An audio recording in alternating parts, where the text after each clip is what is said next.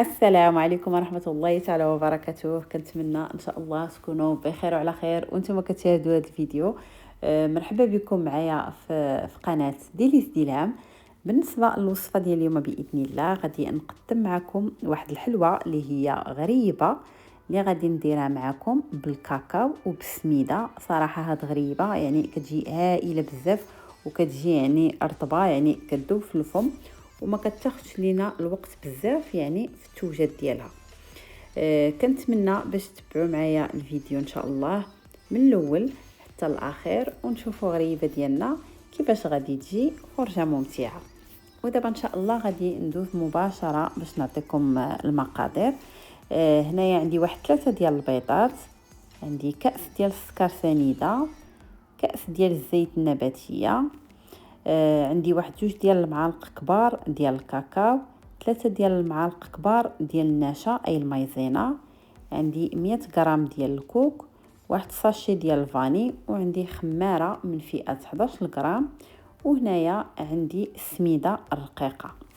ودابا غادي ندوزو للطريقه. المهم هنا تاخذوا اي اناء يعني فاش غادي تبغيو تخدموا. المهم انا هنايا خديت واحد لو بول، غادي نوضع فيه 3 ديال البيضات. بالنسبه للحجم ديال البيض اللي درت يعني راه ما كبير ما صغير، بين وبين.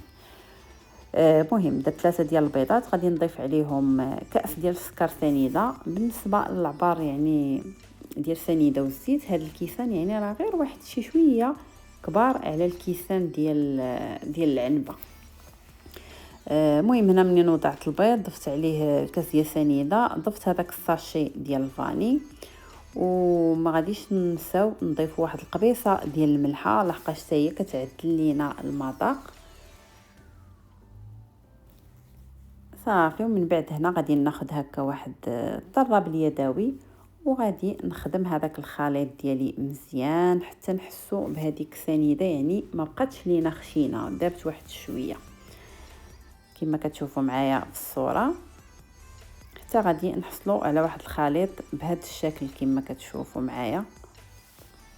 ومن بعد غادي نضيف هذاك الكأس ديال الزيت النباتيه، وغادي نكمل في التطراب ديالي حتى هو غادي نضرب مزيان يعني حتى تنسجم ليا هذيك الزيت مع السكر سنيده والبيض.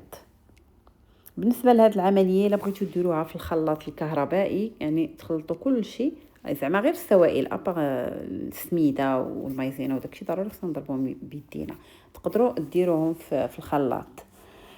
صافي. هنايا من بعد ما خلطت شويه ضفت هذوك 2 ديال المعالق كبار ديال الكاكاو. هنايا نحاولوا نخلطوا غير بشويه باش ما يبقاش يطرش علينا. بالنسبه الى ما بغيتوش الحلوه ديالكم يعني غريبه يجي اللون ديالها غامق بزاف، بالنسبه للكاكاو تقدروا تكتفيو غير بمعلقه واحده. المهم انا درت 2 ديال المعالق. صافي. غادي نخلط هكا مزيان كما كتشوفوا معايا حتى غادي ينسجم ليا هذاك الكاكاو مع العناصر. ومن بعد غادي نضيف 100 غرام ديال الكوك، وغادي نضيف عليه هذيك 3 ديال المعالق كبار ديال المايزينا اي النشا، وغادي نخلط مزيان. بالنسبه للكوك المهم انا ضفتو غير هكاك عادي، نتوما الا بغيتو تحمروه واحد شويه يعني غير كياخذ لينا هذاك اللون الذهبي، كيعطي واحد المذاق هائل. الا درناه في شي حلوه هكا يعني الحلوه ديال الدار ولا غريبه، وكذلك الا درناه في الكيكه كيعطي واحد المذاق زوين. المهم انا ما حمرتوش، درتوه غير هكاك. صافي. المهم هنايا منين طربت كلشي دابا كما كتشوفوا معايا غادي نحاول نحيد الطرب اليدوي، ضروري خصنا نخدموا بيدينا. وهنايا غادي نبدا نضيف في السميده. بالنسبه للسميده ما غاديش نضيفوها يعني دفعه واحده، كنبداو نضيفو غير بشويه بشويه. وحنايا يعني راه ملي كنكونوا كنخلطوا راه كيبان لينا الخليط في يدينا واش يعني باقي خصنا نزيدو ولا صافي. المهم هنا منين ضفت شويه ديال السميده ضفت عليها هذيك الخماره اللي من فئه 11 غرام، وغادي نبدا نخلط حتى غادي نحصل على واحد القوام. مهم نحاولوا ما نقصحوهاش بزاف وما تجيناش عاود سايحه. المهم العجينه تكون مجموعه لينا، يعني ملي نبغيو نشكلوا هكا كويرات يتشكلوا لينا يعني بكل سهوله. وعاود على حسب السميده، راه يعني على حسب النوعيه ديال كل سميده. كاين اللي كتشرب دغيا، كاين اللي لا. داكشي علاش ملي تكونوا كتضيفوها ردوا البال. صافي هنايا هذا هو.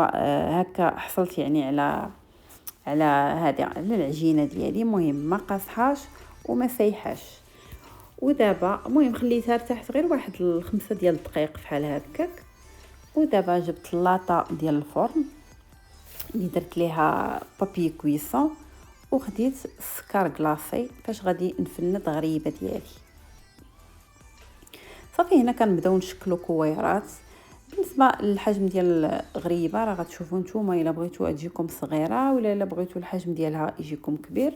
المهم لكم الاختيار. المهم انا درت يعني بين وبين، ما جاتنيش كبيره بزاف وماشي عاود صغيره بزاف. صافي غادي نبداو نشكلوا هكا كويرات ونحطوهم في السكر كلاصي. بالنسبه للسكر كلاصي من الاحسن الا كان عندكم السكر كلاصي من النوعيه الجيده، حيت السكر كلاصي الا كان من النوعيه الجيده ملي كندخلوا الحلوه ديالنا الفرن يعني ما كيذوبش لينا السكر كلاصي، يعني كيبقى شاد فيها. بالنسبه لهذا اللي غادي ندير حتى انايا يعني راه غير سكر كلاصي عادي. داكشي علاش ملي نكونوا كنفندوها نحاولوا نفندوها مزيان، حيت هو غير كندخلوه الفرن راه كما كتلاحظوا راه كيبدا شويه يذوب، ويني مهم نحاولوا نفندوها مزيان. هنا كما كتشوفوا معايا انا بديت نفند يعني في الكويرات ديالي ديال غريبه باش هذاك السكر كلاصي يعني كيبقى شاد فيها. صافي من بعد ما كملت كنعاود نشكلهم هكا بيديا وكنحاول نضغط واحد شويه. المهم نضغطوا غير شويه حيت ملي غادي نستفهم في اللاطه باقي غادي نعاود نضغط عليهم واحد شويه من الفوق. صافي اخواتي غادي نبقى غدا بنفس الطريقه حتى غادي نعمر اللاطه ديالي. وفي هذا الاثناء راني شعلت الفرن على درجه حراره 180 درجه.